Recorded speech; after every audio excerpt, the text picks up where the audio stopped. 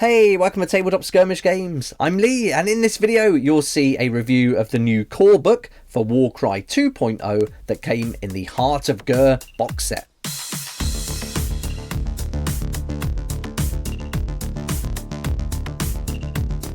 I recently did an unboxing of the Heart of Ghur box set, and in there was the core book, and I did a really quick flick through of it in that video. But now I'm going to go a little bit deeper. We'll just flick through the whole book, pick out some key points through it, and then hopefully that'll give you a good idea about what's included in the book, and then hopefully you can pick up a box set yourself, or maybe just wait until the book is released separately. So let's get started. We'll flick through and cover everything that's included.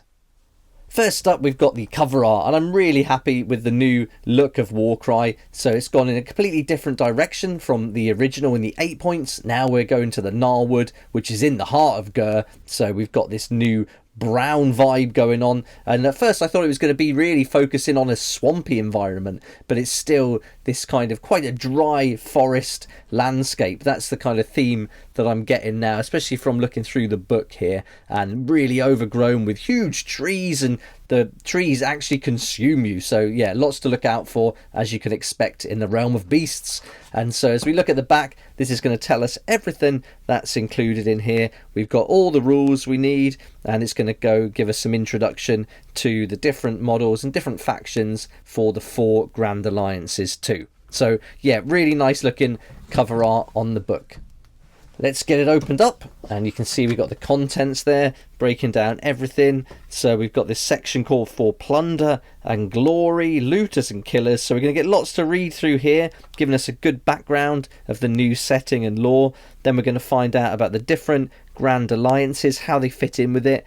Then we're going to go through playing, the core rules with the updates, and there's a huge amount in here. If you like playing campaigns, you're really going to like it, because this goes into a lot of depth about new quests and things and different ways to play the game. So yeah, that's really good.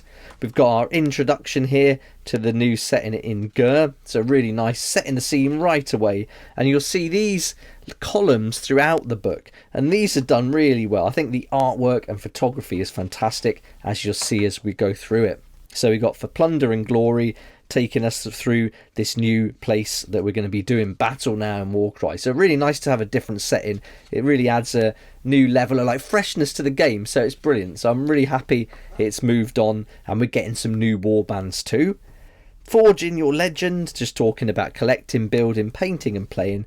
Now, when I first started playing WARCRY, when I started the channel just under 2 years ago, I was really into trying to collect all the warbands, being a completionist really, getting everything that came out. But now it's just coming out too fast, too often, and so I'm not worrying about collecting everything at the moment. So I'm not trying to get every single set. In fact, I'm even selling off some of the models I didn't get round to paint. So yeah, I'm kind of coming away from that idea now. I did the same with Underworlds, and so yeah, I won't be doing that anymore, and I'm selling a lot of my Underworlds too, but I'll bring more news about that in case you want to go and pick some of those items up yourself.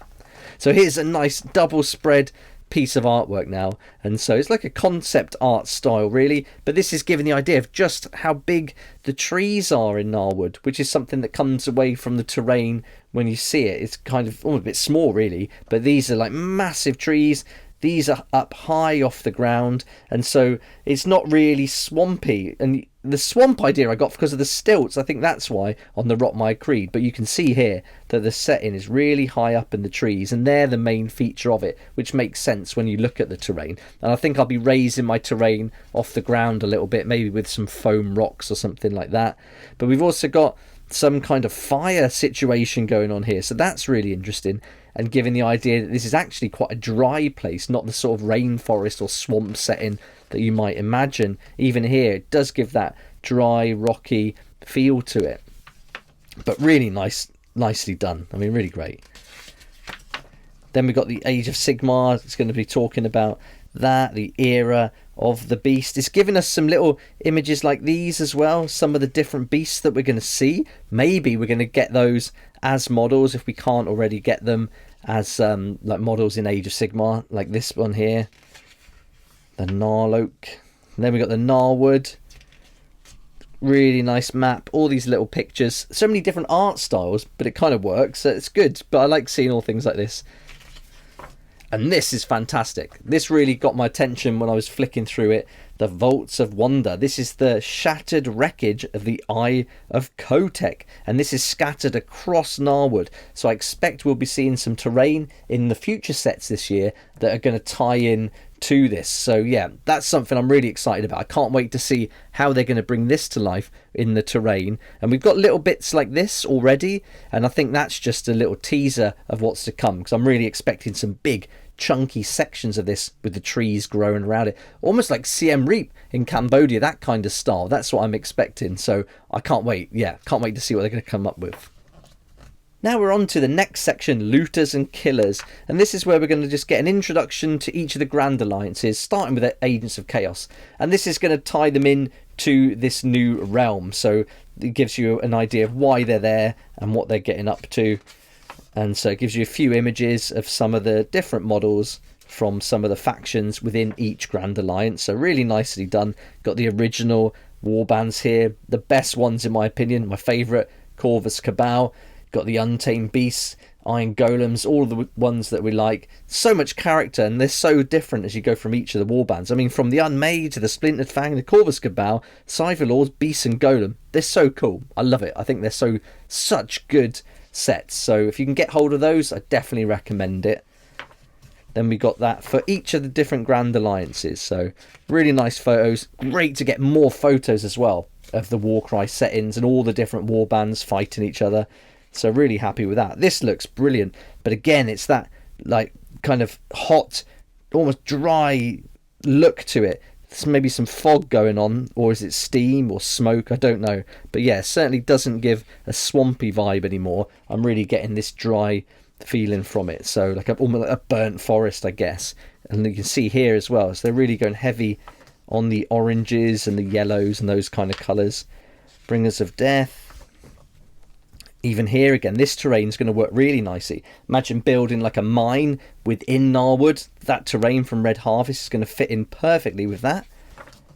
Harbingers of Destruction. Again, look, all the oranges and yellows. So maybe a good place for the Signs of the Flame to fit in, I think. I think they're going to fit in really nicely with the environment. Brilliant photos again. And I like, see how they've done this? They've got it off the ground with some sections here. And then that gives that extra height. So I think that's something that's going to be necessary, because the way they've done it here and also in some of the other photos we've seen earlier on, it does give that idea of the height. So we've got all these rocks raising it off the ground, so I think that's the play, that's the way to go. Get some extra foam or terrain to really elevate it and mix it up, and then these platforms are really going to give you the idea that you're up high. So I like what they've done there, because looking at it here, it is very flat, and from comparing that to the images, it doesn't match. So I think you've got to use your imagination a bit, or get some props and prop it up. But here we go. Now we're on to the rules. I'm getting carried away here. We're on to the rules, so let's focus on that. There's not too many changes. I've had a flick through, a little read through it. So it's just really is a good update and a different layout of the rules as well. This is really nice. It's making things a little bit clearer. They were pretty simple rules anyway, and it was nicely done in the core book. But I think they're just taking it to the next level, making little tweaks and improvements here and there. So really happy to see that. We've got the fighters and warbands and profiles. That hasn't changed, so that's really nice, except for the reactions that we've got, but that doesn't affect those parts of the rules there. Then we've got all this. This is pretty much the same. Then as we move on to the warbands, this is really nice now. Instead of being the leadership rune mark, it's now called the hero rune mark. And if you've got a model with a hero rune mark, they can be the leader in the warband if they've got the warband's rune mark. But now you can have no more than 3 fighters with the hero rune mark. So this is nice. You can have 3 heroes now, or 3 models that have that rune mark. So that's really great, and you can bring them in from other factions within your Grand Alliance too. So that's great. So you could have your leader from your own faction, and then have 2 other heroes, a mix of from your own faction or from other factions within the Grand Alliance.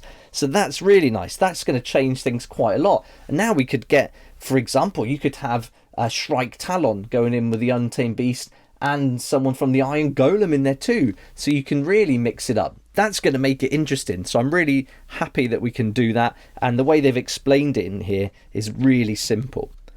This is all very nice too. You've got some alternate alternative terrain rules here, and they've laid that out very clearly in just a couple of paragraphs. And nice to see they're using lots of like bullet points and numbers, something I really want to see in all the rules across all their games, because they can be very wordy, but once you start breaking it down like this with bullet points, it makes it much easier to digest. So yeah, I was really happy to see how they've done that again here, listing everything you've got to do.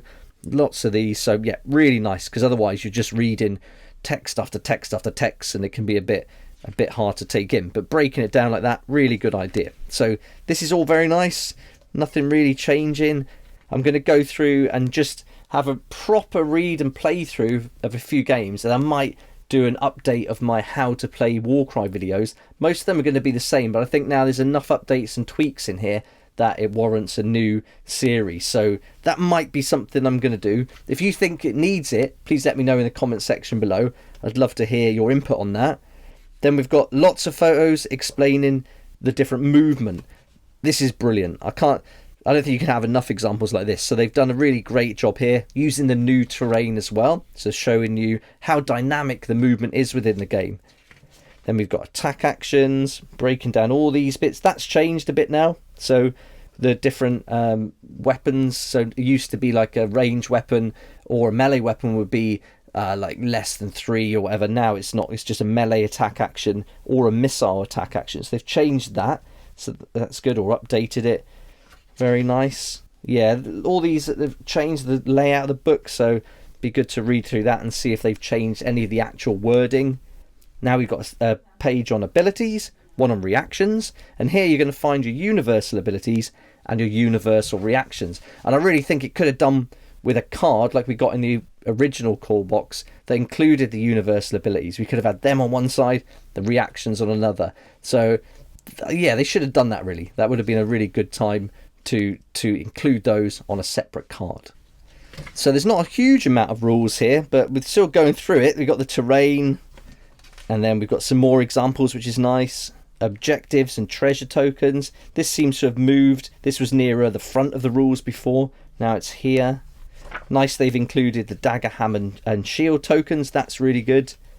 We've got a section on allies, thralls and monsters, with our monster hunting abilities and monster abilities. So that's brilliant.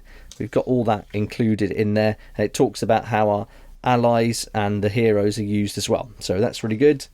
Then we've got rune marks, so nice and up to date now across everything, even including the new Bident rune mark too. So that's good. And we've got a hook as well there. And then we've got all the faction rune marks as well, including like City of Sigmar for the different cities. So everything's there.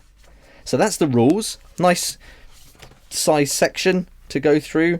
And yeah, I think maybe a case of updating it, because there is quite a few updates, and with the new reaction rules as well and the changes to some of the wording, I think it would be good. But yeah, let me know down below. Now we're on to brutal conflict section. Nice photos again, and still they're raising it off the ground, so this is definitely the way to go.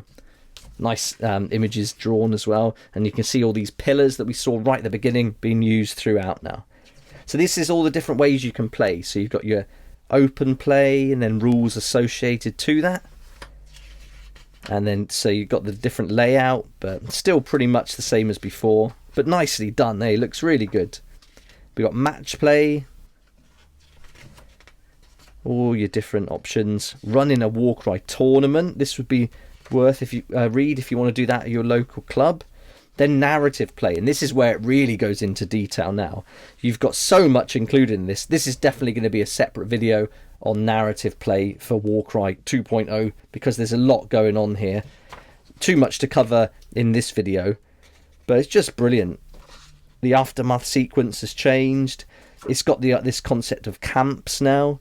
So it was quite in-depth before, and that was a big feature of the game, but now it's gone even more. So here's the different exploration table. You've got your lesser artifacts, encampment locations which come with a map, so you'll start at the outskirts of Narwood, and then you'll move to different camps, and then you've got the states, encampment states, and that changes depending on the rolls you make and things like that. So very interesting. And then here's the locations, and each location is going to give you a location bonus, and they're also going to affect your points limit to how many fighters you can include in your warband for each battle, so that's interesting too, and a reputation modifier as well. So yeah, depending where you set up camp, you're going to get certain benefits from it. I really like that, and I love the artwork they've gone with to make the little map there too. So I think that fits in really well and a nice addition to the game. Then we've got all managing your warband, making your encampment check and everything that's going to happen. And then we're on to quests. And with the quests, you're going to get universal quests that you can play from any warband, and then you're going to get Grand Alliance quests, which you can only play if your warband belongs to that particular Grand Alliance. So we've got universal ones first. Here we go. So some of these are very similar. You might recognise that from the previous Warcry books. So then we're going on to the Grand Alliance ones. So Chaos quests, Order quests, Death quests, Destruction quests, and then we got Campaign arcs. And campaign arcs are described as additional narrative frameworks that you can add to your campaign battles. So this is going to bring in some pretty cool things. The Kotek Valley, for example, which we'll see in a minute, is really cool. You've got the Path of Ventalax, and then you've got all your different battle plans that you need. The Kotek Valley, here we go. So in this, you can bring in Savage Seraphim. So I suppose these are a little bit like when the Thralls would come in and you'd have to fight against them. But in this version, you can bring these in. So that's pretty cool if you've got the models. But this is really hinting that there's got to be some kind of models of Seraphon specifically for Warcry, either new sculpts or old ones repackaged. But I really hope they bring out some new ones. But from the look of these, we're probably going to get some old ones together as a Warcry pack. So look out for that, because I think we're definitely going to see some Seraphon as the game develops over the next year. Then we've got a battle plan generator. So if you don't have the cards, so say you buy the book separately, you're not going to have the cards unless you got the box set. Then you can have them printed in here. So you can just roll on the map tables instead of taking out a card. It's going to be good to read through and check whether they're all new or whether a lot of them have been just like tweaked a little bit or completely copied. But looking at some of them, I'm recognising the name straight away. So yeah, we'll wait and see on that. But don't forget, the box set is to get started with. You've got everything in there you need, and then so if you get this as the core book, this is the up-to-date rules. So I wouldn't be surprised if they've pretty much kept these the same. It's not an expansion game, so yeah, wait and see. Then we're on to the Warcry Warband roster. Nice big encampment roster, so that's good if you want to photocopy it and then use it, or cut that out and laminate it, maybe that might be good. So nice to have that. So yeah, really well done with the artwork. Simple, but I think it looks brilliant. Then we've got our heroes and our fighters, whereas before it'd be leaders at the top. Now it's heroes and fighters. And then our Warcry tournament roster. Nice picture of the old school terrain, which is brilliant. And that's the end of the book. There we go. That covers the core book for Warcry 2.0 that came with the Heart of Ghur box set. And I'm really happy. I'm really impressed with these books. I think the layout's nice, how they've used a lot of bullet points and the different sections in the coloured rectangles to really highlight key points and changes. I think they've done a really good job here. Artwork's brilliant. Photos are great. So for me, the books were one of the winners from the box set. I'm not a fan of the Horns of a Shoot aesthetics myself, so for that warband, I'm not really impressed with that. There was some downsides that you'll have know if you've watched my video, the dice, the card stock, the amount of tokens they gave you, but on a positive, and about the books especially, they came out really nice. So yeah, these are one of my favourite things from the whole box set. If you've got any questions, or if you think I've left anything out that you really want to know about for the core book, let me know in the comments section below, and I'll do my best to answer if I can. Also, look out for another video coming for the Rot and Ruin Warband Tome. This was another book that came in the Heart of Ghur box set. This is specific to these two warbands and to the terrain, so that's going to be a good one to look through as well. But again, very impressed with the whole layout and look at the book and what they've done with it. So brilliant job. Can't fault the books at all. I'm really happy with them. If you haven't ordered your box set yet, then I'll put a link in the description down below to Firestorm Games. You can save up to 20% there on all your gaming products, and there's also a special code they've given me that if you order before the 31st of August, you'll save an additional 5% on top of those savings. So that's really worth using, and so that link's down below if you want to go and check out Firestorm Games.